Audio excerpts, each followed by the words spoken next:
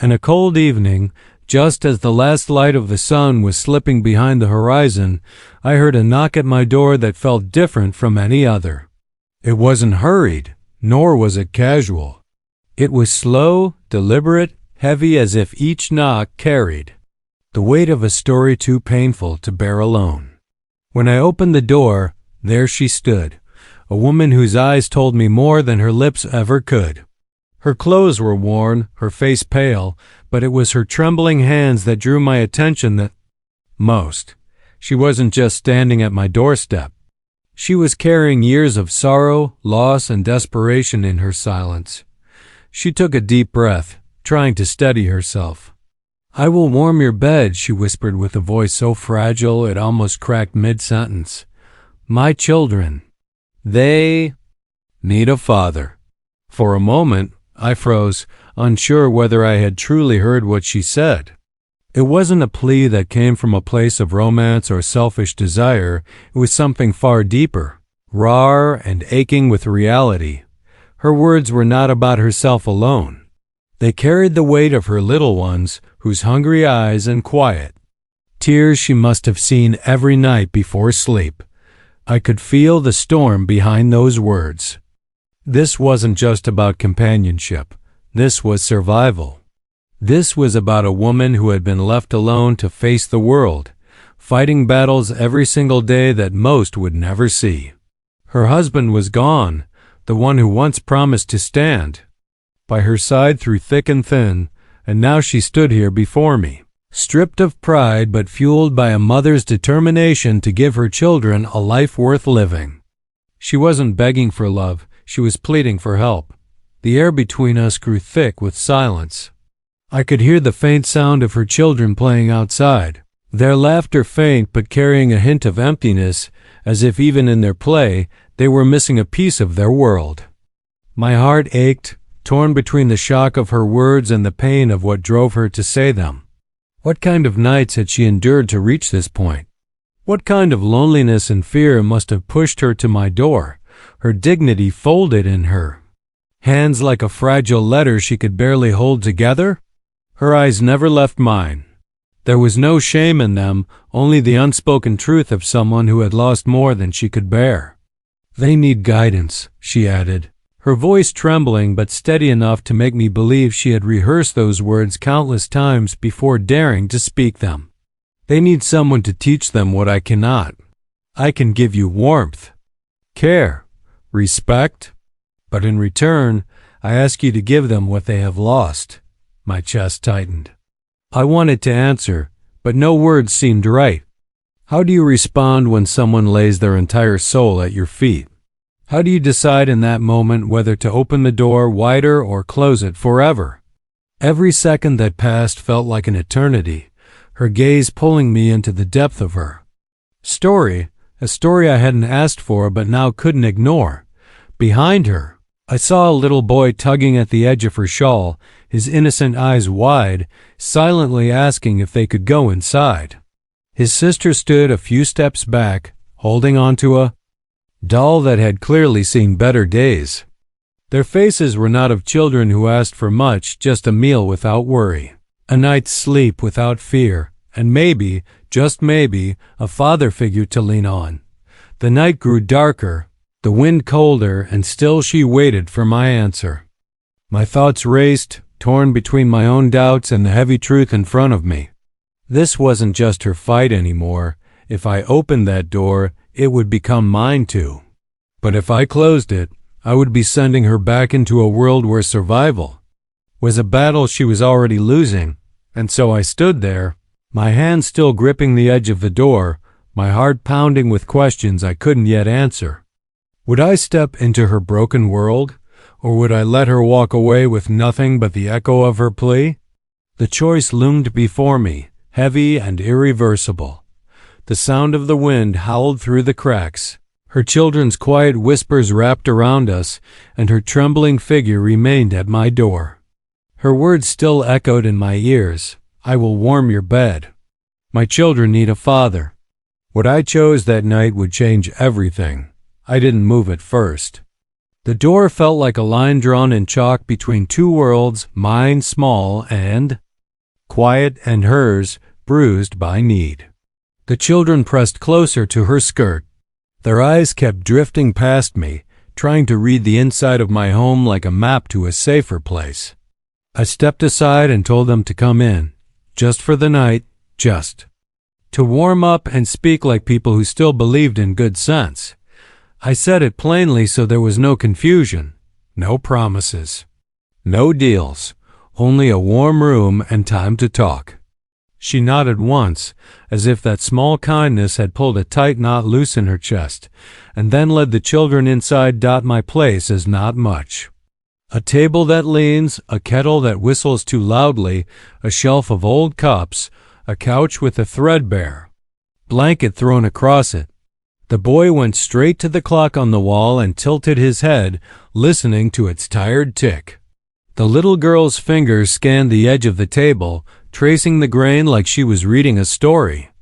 The widow stood near the door, hesitant, as if she might break something by breathing too freely. I told her to sit. She lowered herself onto the chair like someone afraid of making a sound. "You startled me with the words you used," I said, keeping my voice steady, but I heard the pain in them. She bowed her head. "I know how it sounded. I thought if I spoke directly, you would understand the urgency. People only help when they think there is something in it for them." Her eyes drifted to her children. "I'm asking for a father figure for them.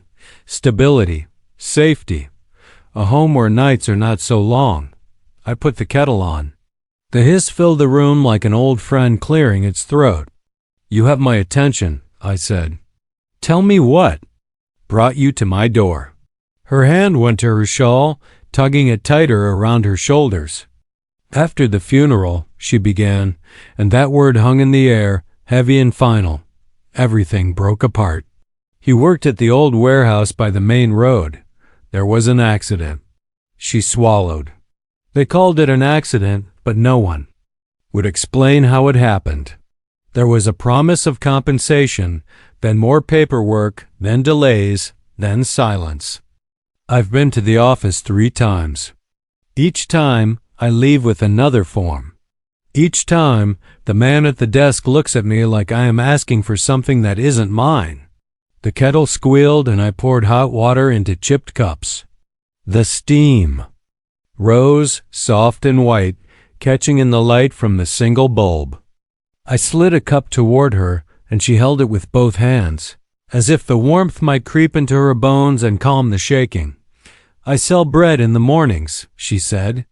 "I clean 2 homes in the afternoons. By night the children are tired. And I am a stone that cannot move." Her mouth trembled.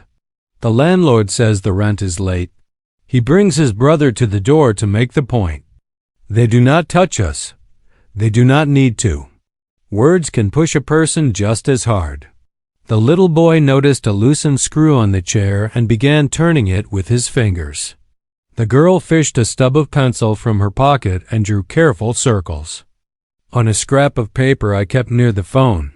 She drew a small house with a roof too big for its walls, and beside it, 3 figures holding hands. Next to them, she made a taller shape with a blank face. "Who's that?" I asked quietly. She didn't look up. "That's the person who stands by the door at night so no one comes in," she said, as if such a person already existed and simply needed to be named. I turned to their mother. "People in the neighborhood will talk.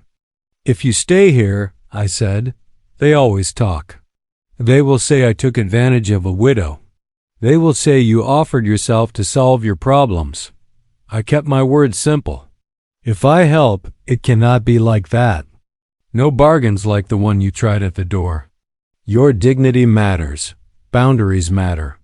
Her eyes shone again, not with tears this time, but with a stubborn light. "I understand," she said. "I only said it the way I did because fear makes people reckless, but I am not reckless with my children." Outside, a car crawled past the window and slowed. Tires whispered over grit, then moved on. She flinched at the sound. "Someone has been following?" she murmured. At first, I thought it was my own worry. Then I began seeing the same face near the market, near the school, near the building. At night, not close, just there. Do you think it's someone connected to the warehouse? I asked. I don't know. There were rumors. People said the accident was not just bad luck. There were shortcuts, broken equipment, corners cut. He told me one night he had seen a locked door in a place that should not have been locked. He said only, if something happens, there is a key. Keep it safe, but he didn't show me the key. The next week, she stopped, pressing her lips together until the shaking stopped. The next week, there was the call. The boy looked up from the screw and patted his pocket as if remembering something. He pulled out a dull silver key tied to a string. It was small and worn, with a number scratched into it by a clumsy hand. 17. He placed it on the table like a treasure. We keep it, he said, for Baba. My breath caught. The number was a whisper of a path. Where did you get this? The widow blinked. He tucked it into the seam of our pillow. I found it the night before the funeral. I didn't know what to do with it. I told no one. I only told the children to keep it close. I turned the key in my palm. Its edges were smooth, the way metal gets after passing through many hands. It looked like a locker key or a key to a storage box. The number made it feel like part of a series, one among many, easy to miss unless you knew what you were looking for.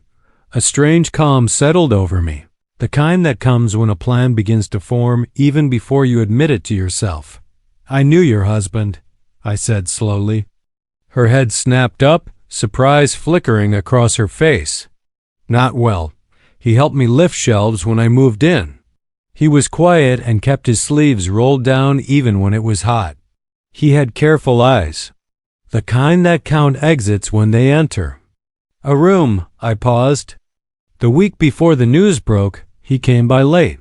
He asked if my blue door was the same one the house had when I rented it. I told him yes, it was old and stubborn. He smiled, said he liked doors that didn't change, and then he left. I didn't see him again. Her fingers tightened around the cup. He told me once, she said, that if we were ever in trouble and he wasn't there, I should look for the house with the old blue door. He didn't say why. When I walked down this street and saw your door tonight, I knew. We sat with that for a long moment. The kettle hissed again softly on the cooling stove, and the clock ticked as if counting the space between our choices. I don't have much, I said, but I have room on the couch for the children and a small spare. Room for you, for tonight, I let the words settle. No more talk like at the door. Tomorrow, we'll think about what needs to be done. We'll check the office again. We'll ask about compensation, insurance, benefits, guardianship, whatever is proper. We'll look for a locker that matches this key. Her shoulders loosened, as if a heavy coat had slipped off them. I will cook, clean, help with anything, she said. I know how people talk. I am not here to bring shame to your door. A soft knock broke through the room. Not the way she had knocked earlier, and not the heavy battering of a landlord who liked to show power. This was a single tap, followed by silence, followed by another tap. The widow's eyes darted to the window. The boy slid closer to his sister. I moved to the door and stood to one side. Who is it? No answer. Just a shadow slanting across. A frosted pane. I didn't open it. Instead, I turned the lock and slid the chain across. It's late, I said through the wood. There was a breath of laughter, too light to be kind. Paper rustled. The shadow bent, and something slid under the door, catching against the mat. Footsteps faded. The car engine started and hummed away. Picked up the note. It was folded twice, neat and square. Inside was a single line written with a rushed hand. You can hide for a night, not for long. Below the line, a small mark, a wedge shape pressed into the paper like a cheap stamp, The widow saw the mark and flinched. "That was on the corner of one of the forms at the office," she said. "I thought it was random." I tore the corner off and threw it away. "We'll keep this," I said, slipping the paper into the drawer. "We'll show it to someone who knows what it means." The girl finished her drawing and held it out to her mother. There were now 4 figures in front of the house. The tall one still had a blank face, the way a window looks before anyone draws the curtains. The widow smoothed the paper and kissed her daughter's hair. The children curled up on the couch with the blanket. I fetched another blanket and set it on the spare room bed. When I returned, the widow stood by the sink, washing the cups as if scrubbing them could also scrub out the last few months. "You don't have to," I said. "It helps," she answered simply. We talked in low voices, the kind that respects sleeping children. She told me about the doctor who had signed the certificate but refused to answer questions. She told me about the neighbor who offered advice that tasted like ashberry quickly. "Marry anyone, trade your fear for a roof." She told me about the man who smiled too much and stood too close when she asked for rent mercy. She told me how she had said no to all of it, every time, until the walls felt like they were leaning in. "People love a widow's story when it fits the shape they prefer," she said. "They want noble suffering or swift marriage or whispered scandal. They don't want what's in between, the paperwork, the long lines, the children's shoes that wear out before the month ends." "You'll have help," I said. "Real help. Not the kind that asks for something wrong in return." She looked at me for a long time. "And you?" she asked. "Why would you take this trouble on your shoulders?" I thought of my own quiet nights, of the silence I'd worn like a coat that no longer fit. I thought of how doors can be old and stubborn, yes, but they also open. "Maybe because your husband asked me without using my name," I said. "Maybe because the world is too quick to turn away. Maybe because there is a key on this table and I can't stand not knowing what it opens." A soft snore came from the couch. The boy's hand still rested on the key string like he feared it would vanish if he let go. The girl's pencil had rolled to the edge of the table and stopped there, pointing at the window like an arrow. "We will figure this out," I said quietly. "But it won't be tonight," she nodded. She took the spare blanket and stepped into the small room. Before she closed the door, she looked back and spoke so softly it was almost a thought. "Thank you for letting us be people in your house," she said, "not problems." I sat at the table and turned the key in my fingers until the number caught the light again. 17. A simple shape. A small door and a larger door. A promise that something is waiting if you have the right piece of metal and the right courage. Outside, the street settled into its usual hush. But the hush felt different now, as if it were holding its breath. I should have been tired. Instead, my mind kept chasing the mark on the note, the missing answers from the office, the locked door. In a place that should not have been locked, and the way her husband had asked about my blue door like it meant more than paint. The clock ticked on, patient and steady dot just before midnight. When even the pipes stopped their small complaints, I heard it again, a single tap at the door, then another, then quiet. I stood and felt the key's weight in my pocket, heavier now. That I knew its number by heart. I didn't open the door. Not yet, because some doors, once opened, cannot be closed the same way again. The tapping at the door that night kept me awake longer than I wanted to admit. Even after the sound stopped, my ears waited for it to return, the way a wound waits for another strike. I sat in the dark, watching the faint outline of the curtains, listening to the steady rhythm of the children's breathing. The widow's door was shut, but I could feel the weight of her wakefulness behind it. People who live in fear rarely sleep deeply. Their bodies rest, but their minds remain on guard, tracing every sound, every shadow, every possibility. When morning finally came, the children woke first.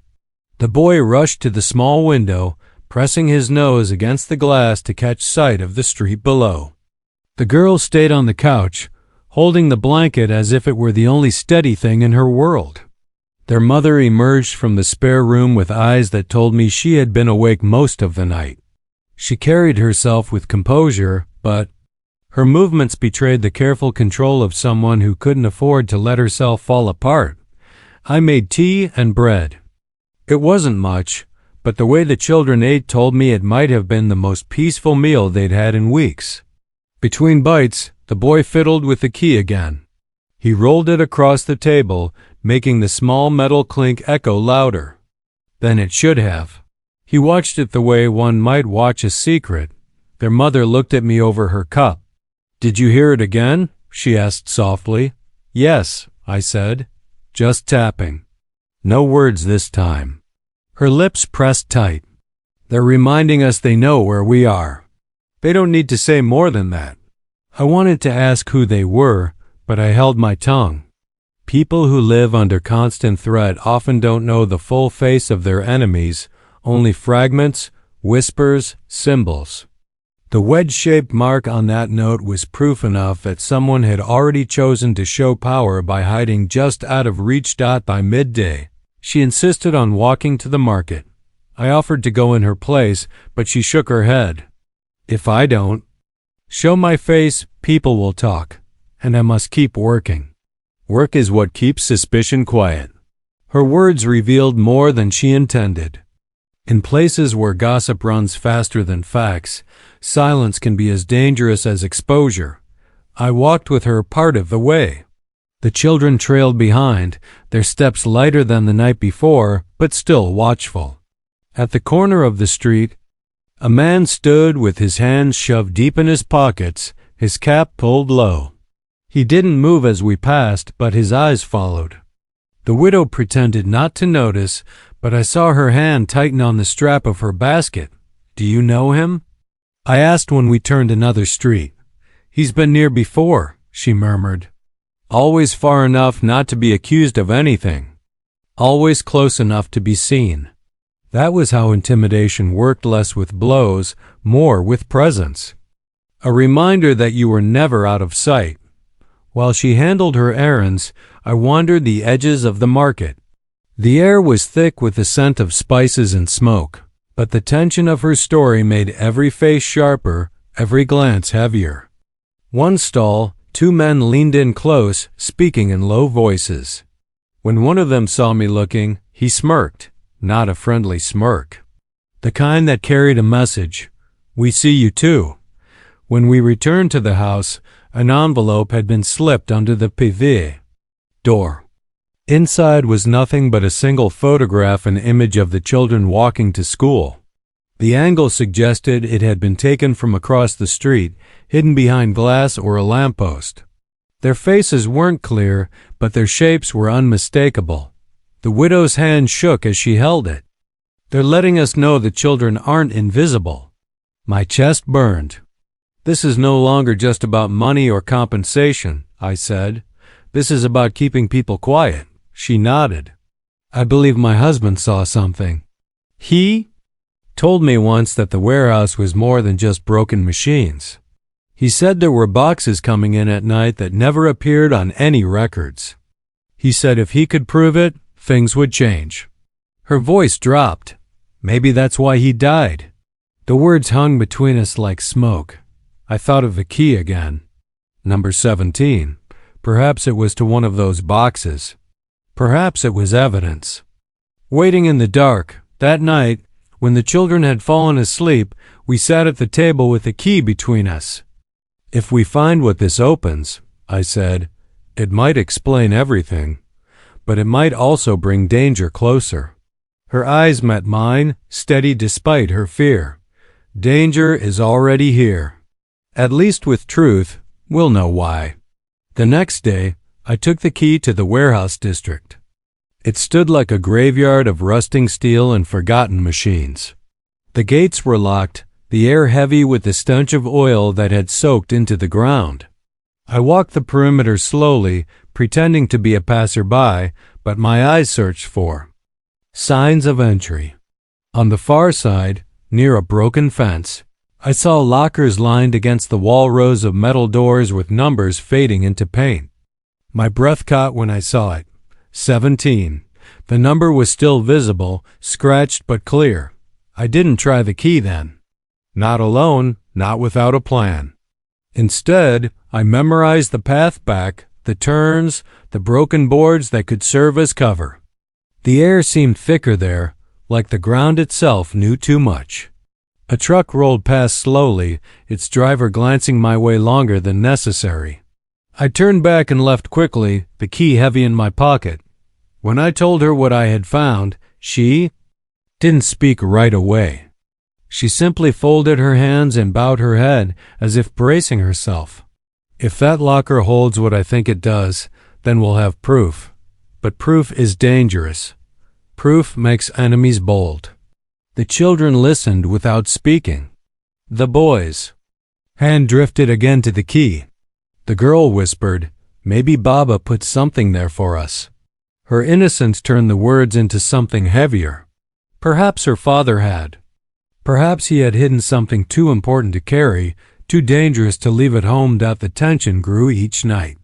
More knocks, more shadows lingering too long on the street. Once I found a shoe print in the mud beneath the window, fresh and heavy, pointing toward the door. Whoever was watching wanted us to know they could come closer if they wished. Subplots began weaving into the edges of our struggle. The landlord returned, pressing harder for rent, this time not alone. His brother leaned against the wall with a grin too wide, his eyes darting to the widow like she was currency instead of flesh and blood. I stepped forward, and though no blows were exchanged, the air was thick with the threat of it. They left, with promises to come back, and I knew they would. The children's school became another front. Teachers hinted at truancy when the widow kept them home after strange cars lingered outside. Neighbors whispered, their curiosity sharper than knives, inventing stories because the truth was hidden from them. Some offered sympathy, but sympathy with eyes that wanted details, not solutions. Others warned me outright, don't get involved. These people play with fire, and fire spreads. Still, each night, the key remained on the table, a silent promise. Its presence tied us together, a thread none of us could cut. One evening, the widow sat quietly and finally spoke words she had kept inside. "I didn't just come to your door for shelter," she said. "I came because he told me to." He said, "If anything happened, if I was left alone, I should go to the man with the blue door. That man would not turn me away." She looked at me with a mixture of gratitude and fear. So you see, it wasn't just my choice. It was his trust. That trust was now a burden as much as it was an honor. The mystery of the warehouse, the hidden boxes, the men who watched, the threats, all of it was tightening around us like a noose, and the more I thought of the locker marked 17, the more I felt that inside it was something that could either free us or destroy us. I didn't tell her this, but I had already decided. Sooner or later, I would have to open that locker, and when I did, there would be no turning back. The question was not if. The question was how and who would be waiting when I did. The nights grew heavier after I found the locker. Every creak of the floorboards, every rustle of wind outside, felt like a warning that the walls could not protect us forever. The widow's children clung to her more tightly than before, and even their laughter carried a sharpness, like they were testing if joy was still allowed in a world that seemed to be closing in. The key lay on the table each evening, untouched yet never ignored. It was more than metal now, it was a question, a door waiting to be opened, and each day we avoided it. The pressure built like storm clouds gathering. One morning, as the widow returned from the market, she found her basket overturned at the door. Inside, where bread should have been, lay another folded piece of paper.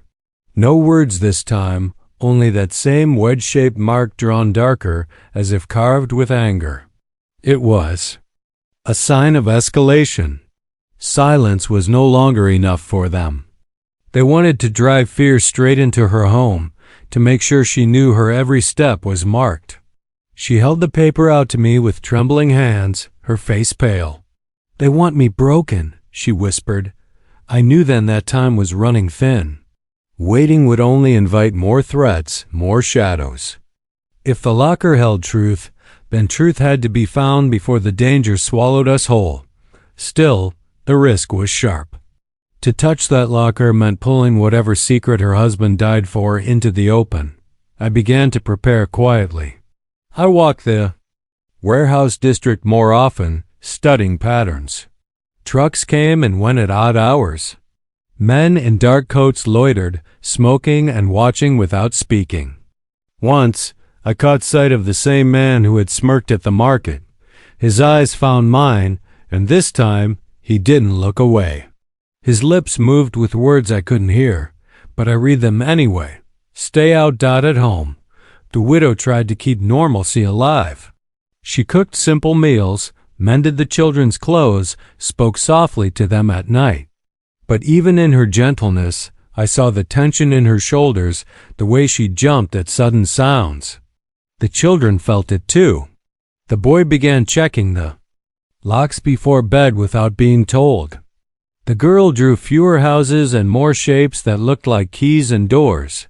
One evening, the landlord returned, more aggressive than before. His brother stood behind him, arms crossed, grinning with the smugness of someone who believed no law could touch him. "You're late again," the landlord said, his voice sharp. "We can't wait forever. Pay or leave. And if you can't pay, there are other ways." His eyes slid toward the widow, and the meaning in them was unmistakable. I stepped forward, my voice firm. "She owes nothing more tonight. You'll leave now." The brother chuckled. "Or what? You'll protect her? You've already taken her in. Everyone's talking. Maybe you like having someone else's problems in your house." My hand tightened on the doorframe. I didn't move, but my silence carried its own weight. The landlord saw something in my face that made him hesitate. With a muttered threat, they turned and walked off, but I knew they would return. They weren't the kind of men who forgot humiliation. The widow said nothing for a long while after they left. Finally, she spoke in a voice barely above a whisper. "Do you see why I came to your door? Alone, I cannot hold them off. Alone. I am nothing but prey." Her words cut through me.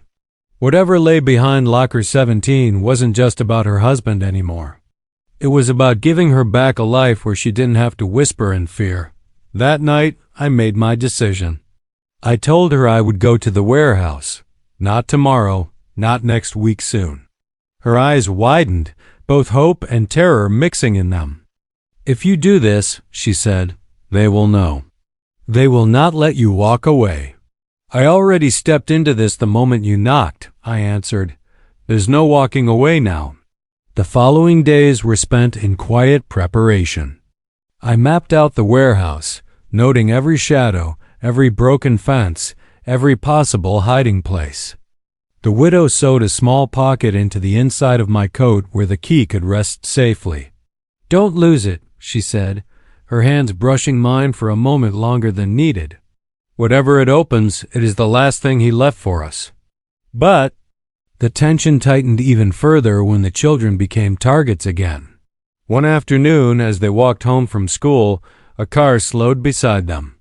The boy grabbed his sister's hand and ran, their small feet pounding against the pavement until they burst through the door, breathless and wide-eyed.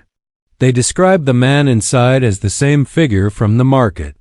His smile was wide, his eyes dark, and though he said nothing, the message was clear. They were being watched, herded like animals meant to be trapped. The widow's composure cracked that night. Tears streamed down her face as she held her children close.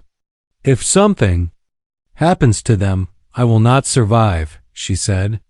Her words burned into me like fire. It was then that I knew the locker wasn't just a piece of evidence. It was leverage. If her husband had hidden something there, It meant he believed it mattered enough to risk his life. Whatever waited inside could either be the weapon we needed to protect them or the very spark that brought the fire down on all of us. On the night I chose to go, the air itself seemed restless. The street was quieter than usual, but not in a comforting way. It was the silence of something waiting, watching.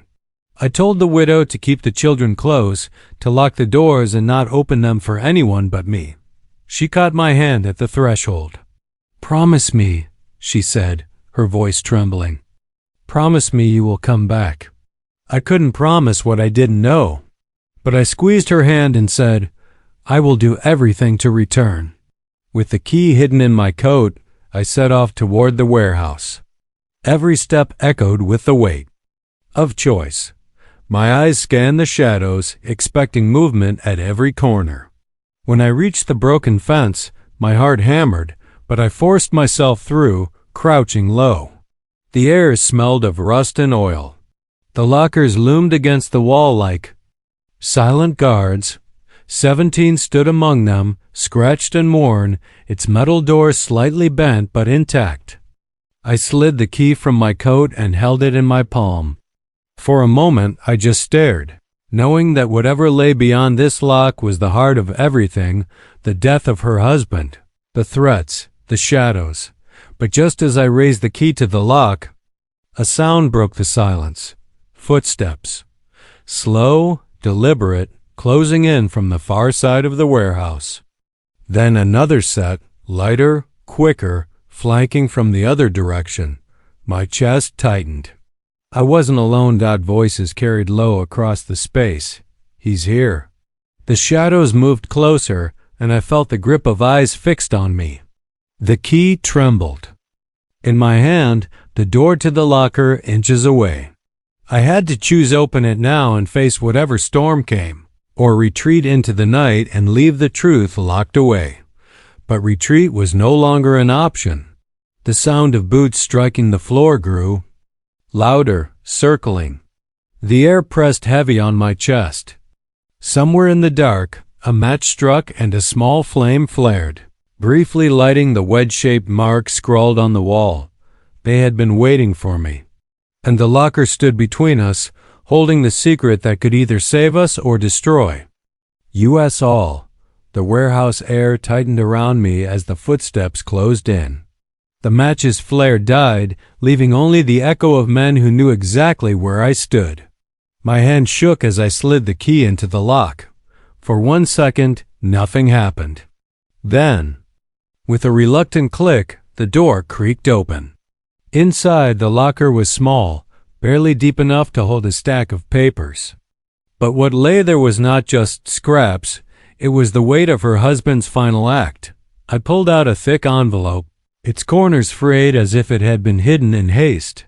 Tucked with it were a few photographs, grainy but clear enough.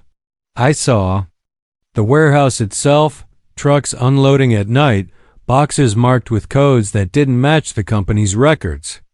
In another photo, men moved heavy containers through a side entrance, their faces caught half in shadow.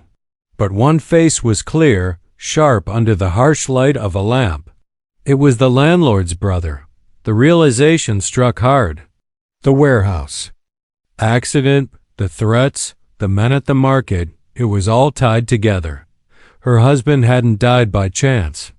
He had stumbled onto something bigger than he realized, and when he tried to keep evidence, they silenced him. The footsteps drew closer. A voice called out, low and steady. "Put it back, walk away, and maybe you live." I held the envelope tighter. "This isn't yours," I said, though my voice shook with adrenaline. "Everything here is ours," the man replied. "Even the widow, even her children." Something inside me snapped at those words. I slammed the locker shut and turned, clutching the envelope to my chest. They were closer now, shadows pulling themselves out of the dark. But instead of running, I shoved the papers inside my coat and faced them. Fear burned hot in my veins, but so did the memory of the widow's trembling voice at my door. She had come to me because her husband trusted I would not turn her away. This was no longer just survival. It was justice. The first man lunged, and I swung the locker door hard, the metal catching him across the face. He stumbled back, cursing, while the second one advanced. I ducked low, heart racing, and shoved past him into the open floor. My legs carried me faster than thought, every step echoing through the hollow building. They chased me, their shouts bouncing off the steel walls, but adrenaline gave me speed. I darted through the broken fence and into the night, lungs burning, envelope pressed against me like a lifeline. By the time I reached home, dawn was breaking. The widow sat awake at the table, her eyes red from sleeplessness. The children lay curled on the couch, clinging to each other even in dreams. When she saw me, her hand flew to her mouth, and for a moment I thought she feared I hadn't returned at all. Then she saw the envelope, and her eyes filled with tears. We spread the contents across the table. The photographs, the documents, the proof her husband had given his life to protect. She touched them with trembling fingers, whispering his name. "He tried to tell me," she said softly. "He wanted me to know the truth, even if it cost him. But truth is not safe just because it is found." We both knew keeping these papers here would only bring more danger. The men would not stop. They had already followed, threatened, and circled like wolves. The only hope was to take this evidence beyond their reach. So I did what her husband could not. I carried the envelope to the authorities. At first, they brushed me off with tired eyes and dismissive tones. But when I laid out the photographs, the signatures, and the clear proof of smuggling, their attention sharpened. They recognized faces. They knew names. And they knew the wedge-shaped mark, the same symbol that had haunted us on notes and walls. It was a sign of a network long suspected but never proven. The days that followed were restless, filled with waiting. Officers came quietly, gathering more records, questioning workers, piecing together the threads her husband had left behind. The widow stayed close to her children, their fear softening into cautious hope. At night, she would whisper stories to them about their father, how he had been brave, how he had loved them enough to leave behind the truth. The landlord and his brother did not return. Whispers spread through the neighborhood of arrests, of investigations stretching far beyond our street. Trucks stopped arriving at the warehouse. The shadows that once lingered at corners seemed to vanish, though we knew they hadn't disappeared entirely. Power never goes quietly. One evening, the widow sat at the table with me, the key resting between us. "He trusted you," she said. Again, her voice stronger this time. "And because of you," his voice was not silenced. I shook my head. "He trusted you first. You carried his secret even when it crushed you. You came to my door when you could have gone anywhere else. This was your courage." Her eyes softened, but she did not argue. The children brought over their drawings. This time, the figures were smiling in front of a house with a roof that fit just right. The tall figure beside them no longer had a blank face. It was drawn with eyes and a steady line for a mouth. As the investigation widened, officials confirmed what the documents revealed. The warehouse had been a cover for smuggling, and workers like her husband who stumbled onto the truth were silenced under the guise of accidents. His death had not been meaningless. It had been sacrifice, a desperate attempt to leave behind a trail that someone could follow. For the widow, it meant more than safety, it meant dignity restored. She was no longer a woman begging at doors. She was a mother who had honored her husband's memory, who had faced wolves and refused to let them devour her children. And for me, it was a reminder that sometimes doors open not by choice, but by calling. When she knocked that night, I could have turned away. I could have closed myself to the burden of her plea. But life does not wait for us to feel ready. It tests us in moments we least expect, and the measure of who we are is found in how we answer. In time, the widow found steadiness again. She worked, but no longer under the shadow of fear. The children laughed more freely, their small shoulders no longer bearing the weight of threats whispered at corners. The blue door that once marked only my solitude became a door of refuge, a place where brokenness had turned into resolve. As for the key, she kept it, not because it still opened anything, but because it was a reminder. It was her husband's last gift, the bridge between his life and their survival. She wore it on a thin chain, close to her heart, where it could never be taken again, and though the world beyond our street still carried its dangers, one truth had been carved into us all. Silence allows darkness to grow, but courage no matter. How fragile can tear it open? The night she first stood at my door, her words had been desperate, trembling, misunderstood. I will warm your bed. My children need a father. But in the end, her plea was not about warmth or fatherhood.